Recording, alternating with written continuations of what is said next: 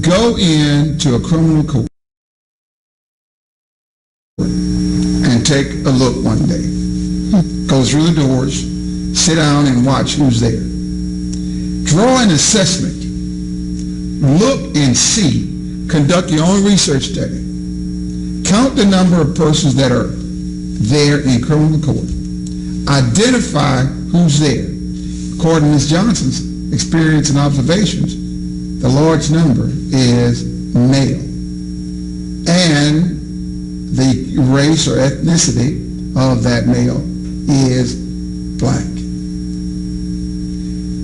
For a community such as East Baton Rouge Parish that has become majority black, that is problematic. Yes, sir, it is. If I listen to you, Ms. Johnson, then I am going to see more and more black males coming to criminal court. Yes, you are. And you're seeing it a lot in the schools. That's why we're dealing with children and adults. As we are aggressively working with children, we can actually reduce, let's say EVR. If I'm going to follow your lead, I've got to send all my girls to get a mental health evaluation. I've got to send all my boys in. I've got to get them assessed with a mental health, because I'm likely to have them here in criminal court if I don't get a diagnosis so I can have them treated and not have them become a criminal. I'm following your lead. That's a hard pill, Baton Rouge, for us to say to ourselves that probably we need to have our children assessed mentally to see what's going on, if anything's going on. But it's better to get an assessment Absolutely. than not get an assessment. So I'm going to invite us to accept this guidance, and I'm going to ask that if you have a family member, that young or old, let's get them assessed.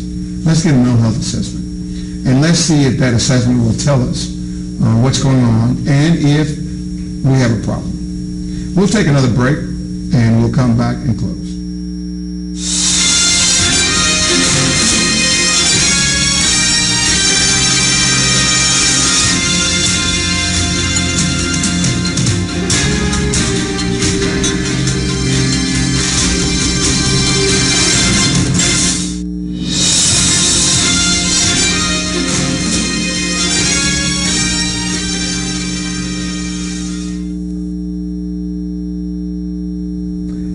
Welcome back.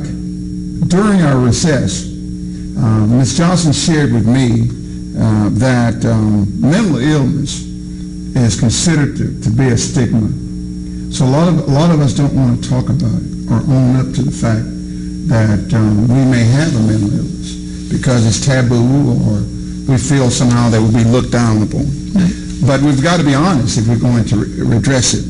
Ms. Johnson also shared with me that even though, despite the fact that we have a disproportionate number of black males with mental health issues, that mental health cuts across all colors, all ethnicities, and across all races. And because of that, we want everyone involved in assessing their children and in assessing their homes and their friends to see if we can make a referral.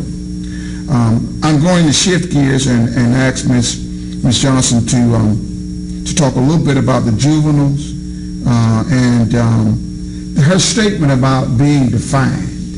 I'm going to have her share that statement. She used the word being defined. What do you want to say, Ms. Johnson, about this label or this mental health and how your organization uses the word defined?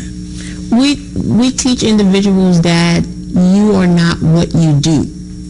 And that goes for anybody. You're not the crime you committed. You're not the act that you did. That's not who you are. That's not the essence of who you are. And we teach them that. But it's important that we teach them that label, you don't have to live by a label. You can live under the essence of who you are. So when someone comes into Amena, that's the first thing we're teaching them, to separate who you are from what you did.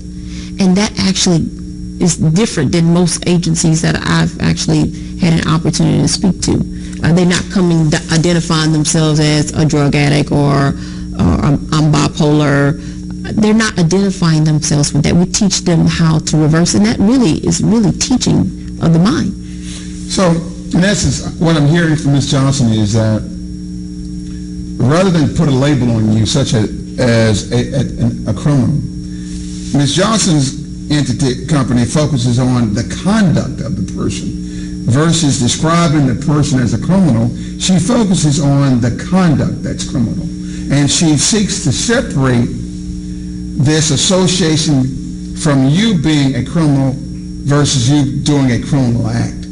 And that model has worked, and it seems to work well because it's restorative. I want to thank Ms. Johnson for coming and presenting her organization and the services she provides.